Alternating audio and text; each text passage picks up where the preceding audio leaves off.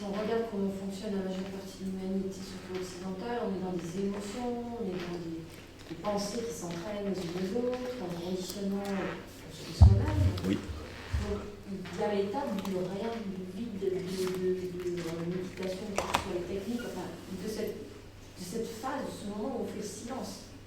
Parce que si on ne le fait pas, si on n'y arrive pas, on ne peut pas accéder à tout ce qu'on a vécu. Pas forcément. Pas forcément. C'est une technique qui marche. La pause, bien sûr que de toute façon, à un moment, il va falloir calmer le flot des pensées, s'asseoir un peu, écouter le silence, remarquer la conscience, l'être, etc. Et c'est beaucoup dans nos méditations que je guide vers ça. Mais plutôt que de dire « il me faut ça, sinon », c'est encore un peu cassant, conditionnel. Quand on s'ouvre à la possibilité du retournement de la cause et de l'effet, comme je suis en train de vous parler depuis tout à l'heure, c'est-à-dire je vois ce que j'ai décidé de voir, il y a quelque chose derrière, tout est un effet, y compris mon bruit mental. C'est un effet, c'est pas anodin. Je ne suis pas victime de mon bruit mental. Il est l'effet de ce que j'ai demandé. Quand je m'ouvre juste à cette possibilité, d'abord, déjà ça fait un calme tout de suite. Même maintenant, là, je fais « Ah ». Pourquoi ? Parce que je suis plus victime. Dès que je suis plus victime, j'ai une nouvelle assise, et mon assise est déjà silencieuse. Sans que j'ai à faire d'efforts à ça. C'est pour ça que c'est un pointeur qui est super bon, parce que mon bruit mental me sert à quelque chose. À quoi il me sert mon bruit mental et mon agitation ? À ne pas rester présent. Il me sert à ne pas voir. Il me sert à croire ce que je vois. Exactement. Il a un but. C'est pour ça que je parle d'objectif ou de but. Il a un but, le bruit mental. Quand je le vois comme l'extension d'un objectif que j'ai donné, celui de me séparer de moi-même, j'arrête de lutter contre lui. Et j'arrête de trouver des techniques pour essayer de le contrecarrer. Tu comprends ce que je veux dire ? Je comprends d'autant plus que la méditation, j'ai jamais réussi. Moi non plus. Il n'y a pas de réussite. Non. Une vraie méditation, c'est être. Mais c'est très très bien comme point ça. Parce que moi aussi, par exemple, mais quand je m'ouvre à ces possibilités-là dont on échange aujourd'hui, on s'aperçoit que, tiens, j'ai plus du tout la même approche par rapport à tous les apparents problèmes ou obstacles. Si je les vois comme des obstacles, si je les vois comme des problèmes, c'est ce que je déclare. Qu'est-ce que je déclare derrière ? Que je suis victime et séparé de quelque chose dont je n'ai rien à faire. Et voilà ce que l'univers va me donner. Si je demande à changer de regard à mon cœur, là je suis en train de voir un problème, je viens d'oublier que je suis créateur parce que je suis victime tout de suite. Ok, je t'offre cette perception que j'ai. Elle n'est pas... justifie-la moi, rends-la plus juste. Et là de plus en plus, ça c'est un dialogue entre soi et soi, c'est une façon de faire. Et là de plus en plus, je vais m'apercevoir que je vais re-regarder les choses ne seront plus des obstacles, mais des cadeaux. Mais en amont, pour en arriver là, on prend n'importe qui dans la rue, il va falloir peut-être, je pense que, moi je parle par rapport à mon expérience, une certaine dose de douleur, ou de ras-le-bol, d'événements qui, jusque-là. Je suis d'accord. Stop, je fais comment là ? Il doit bien y avoir une autre recette. Ouais. Effectivement, la vie nous amène là. C'est pour ça qu'on parle de vrai désir du cœur. Parce que si je crois encore que le monde m'apporte mon bonheur et que mes médailles c'est ma joie et mes prix Nobel aussi, j'ai pas envie de faire ça, ça m'intéresse pas. C'est même pas que ça m'intéresse pas, c'est que ça peut être intéressant, mais l'accès est coupé. Il faut comprendre ça. C'est très important. Je peux avoir un petit intérêt, mais si j'ai un petit intérêt, mais je crois encore que beaucoup de choses vont m'amener mon bonheur à l'extérieur, je déclare le mur. Je coupe l'accès à la connaissance universelle qui me dit que rien n'est à l'extérieur de toi. Donc, la plupart des gens, on va dire, dans la conscience humaine,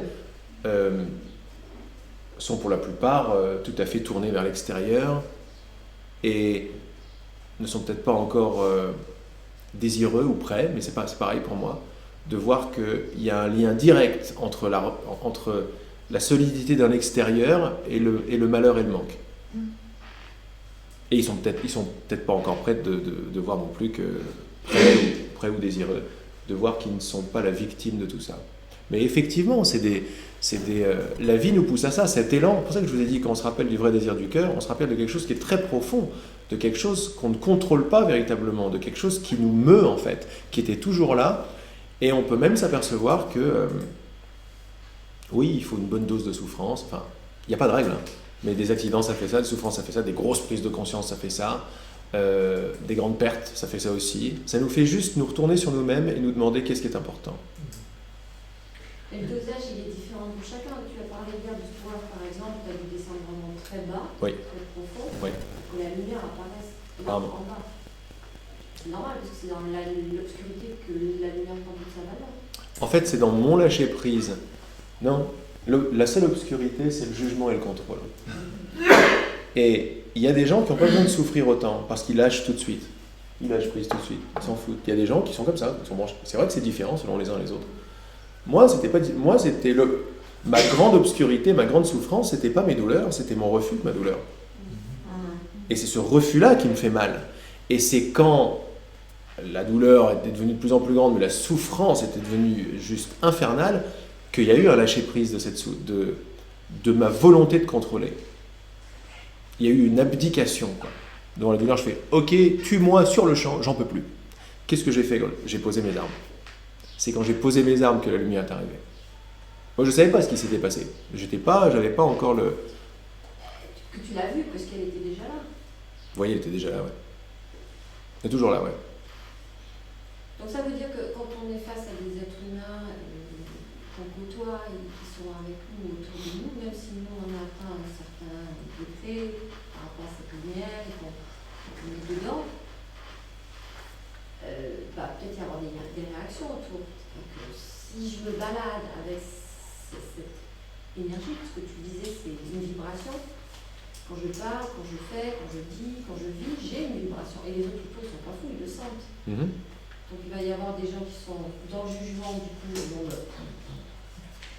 presque crucifiés, sectes, tout ce que tu veux, et puis il y aura les autres qui seront plutôt dans l'abandon, l'acceptation, et qui auront décidé de franchir un pas, et qui vont à ce moment-là diriger vers toi pour dire comment je fais pour arriver là. Attends, ça ce sont des projections en fait. Il y a beaucoup de projections là-dedans, ce sont des idées qui traînent dans ta tête. Je ne dis pas qu'elles sont réelles ou pas réelles, mais ça m'intéresse de savoir, derrière ce que tu me demandes, qu'est-ce que tu veux savoir? Qu'est-ce qu'il y a derrière ça, derrière cette question? Parce qu'on s'aperçoit quand on parle des autres, des gens, ceci, cela, on n'est pas tout à fait... il y a autre chose derrière. Parce qu'il ne s'agit pas d'autre en fait, puisqu'il n'y a pas d'autre. Non, il s'agit de moi, c'est clair et net. Oui, il n'y a pas d'autre. Je gère comment l'histoire? Oui, d'abord, si je suis complètement ouverte, je vais avoir les solutions, tout va arriver, je vais avoir l'intuition, certainement. Mais tant que je ne les ai pas, je me pose la question. Donc, quelle est la question?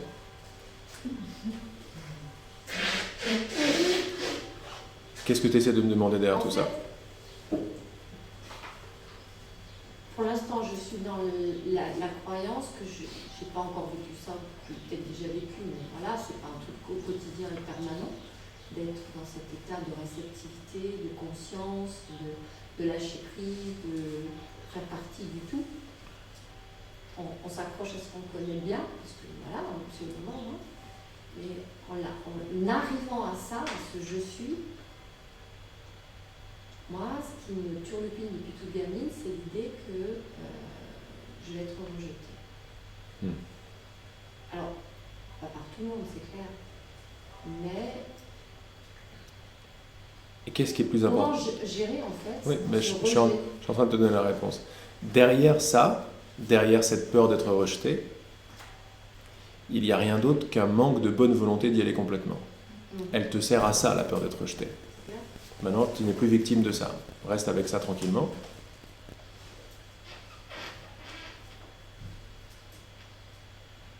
Peur d'être dans l'abus de pouvoir. Abus de pouvoir, rejet, super. Mais tout ça disparaît une fois que tu es dans le vrai désir de ton cœur. Ça, c'est pas anodin. C'est-à-dire que quand je me rappelle de ce que je veux vraiment, tout ça n'existe plus. Donc qu'est-ce qui est vrai et qu'est-ce qui ne l'est pas, et qu'est-ce qui est important pour toi? Ce qui est vrai pour moi, c'est que je veux partager, Non, dans ton cœur tout de suite, il n'y a pas de futur à partager. On ne veut pas partager. Il n'y a que deux désirs. Être moi ou être soi? Être vraiment ce pourquoi je suis là. Tu vas t'apercevoir qu'à mesure que tu te rappelles de ce qui motive même tes questions, tes mouvements, tes peurs, etc., il y a derrière,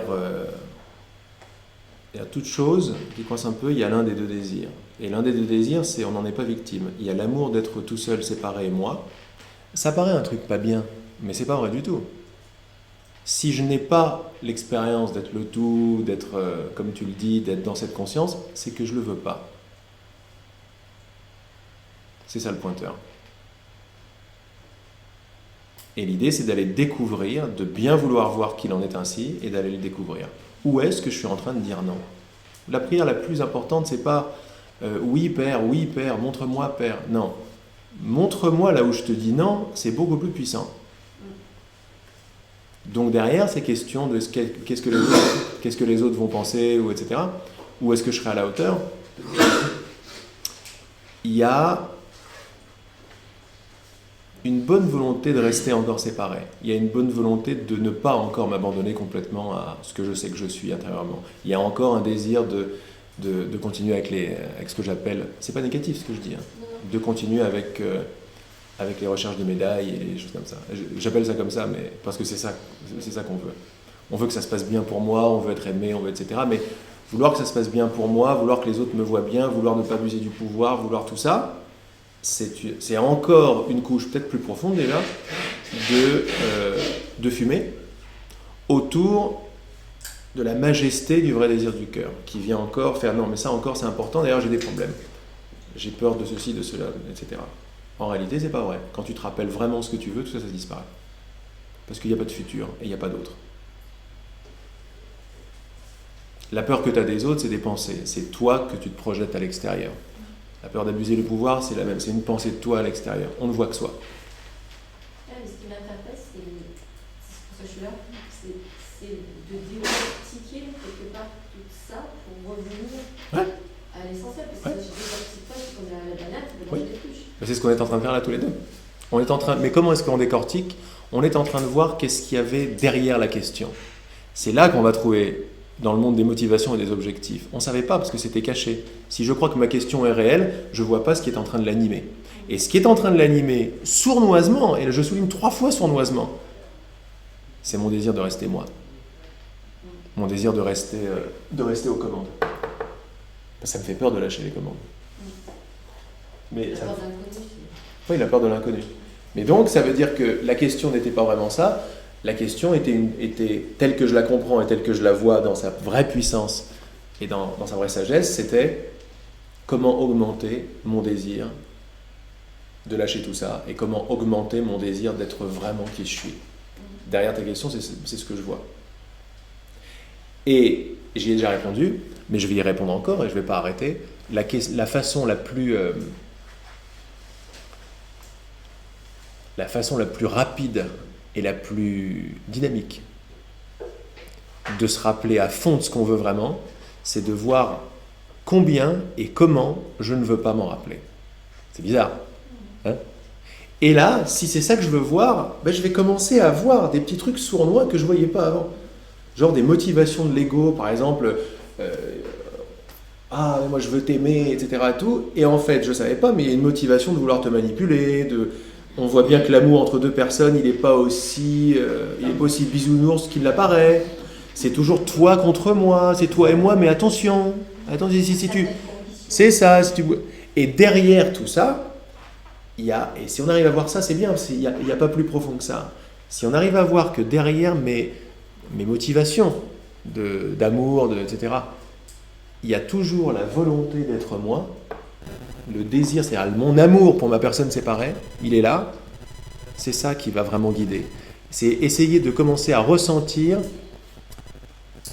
au plus profond où est-ce que je me place. Est-ce que je suis en train de vouloir continuer à être moi, ou est-ce que je suis en train d'abandonner mon contrôle, mon savoir, etc., pour un amour qui n'est pas contrôlable, pour un amour qui est vraiment ce que je suis. C'est un abandon, c'est vrai que c'est un abandon. Mais c'est l'abandon de quoi? C'est l'abandon de mon savoir. C'est l'abandon de je sais, je contrôle, je fais. Donc c'est vrai qu'il faut avoir une bonne dose de ras-le-bol de j'en ai marre d'avoir raison, quoi. J'en ai marre d'être supérieur. Parce que c'est ça qui pousse à l'intérieur de l'ego. Et on est intelligent, on fait ça parce que ça nous amène de la joie. Donc on pourrait appeler le chemin spirituel un chemin de maturation ou de maturité de la définition de la joie. Jusqu'à présent, on croyait que la joie, c'était être le meilleur, être aimé, faire attention à ne pas déplaire, nanana. Oui, ça nous amène de la joie. Mais plus on se rappelle de ce qu'on veut vraiment, on dit, c'est pas suffisant ça. Comment ? Ça dure pas. C'est pas suffisant parce que ça ne dure pas. Et tu vois bien que c'est l'intelligence qui parle. C'est pas suffisant parce que ça ne dure pas. Ça veut dire que tu as en toi la mémoire de ce qui dure. La mémoire de la constance. Hier, quand on parlait de perfectionnisme, je dis c'est pas bien. Ça veut dire que ça provient de la mémoire d'une perfection. Pas une mémoire passée, mais une mémoire qui m'habite. L'amour, pareil, je ne peux pas rechercher quelque chose que je ne connais pas. Et derrière toutes nos tentatives de sécurité ou de confort, on s'aperçoit de plus en plus qu'on est en train toujours de déclarer ou de garder la personne séparée et la cause principale de mon agitation, quelque forme qu'elle puisse prendre, c'est d'être séparé de ce que je suis. Je croyais que c'était de la faute de l'autre, de la faute de ma possibilité à ne pas abuser du pouvoir, à être aimé, à être accepté par les autres, à faire ceci. Pas du tout. La cause, le cours en miracle nous dit, je ne suis jamais contrarié pour les raisons auxquelles je pense. C'est clair, jamais. Il y a une seule cause de contrariété, je suis ce que je ne suis pas. Et je l'ai rendu réel.